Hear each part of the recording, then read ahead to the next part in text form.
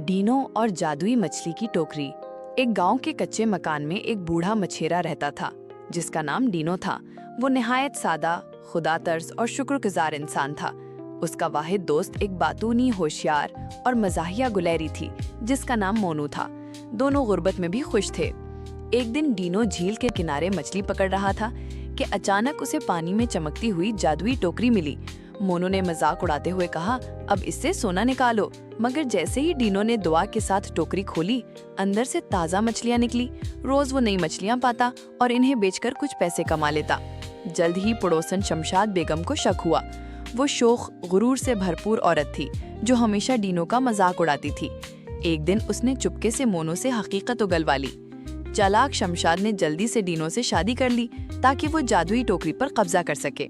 शादी के बाद शमशाद ने हर वक्त ऑर्डर देने शुरू कर दिए, कीमती चीजें मंगवाना शुरू कर दी। मोनू ने कई बार खबरदार किया कि लालच से नुकसान होगा, मगर शमशाद बाज न आई। एक रात जब शमशाद ने सोने की मछली मांगी तो जादुई टोकरी से धुआं निकला और एक देव हैकल जिन नमूदार हुआ। वो जरताज परी को साथ लाया जो खामोश मगर जादुई ताकत रखती थी। जिन ने कहा, जो लोग लालच में अंधे हो जाएं, उनसे नेमतें छीन ली जाती हैं।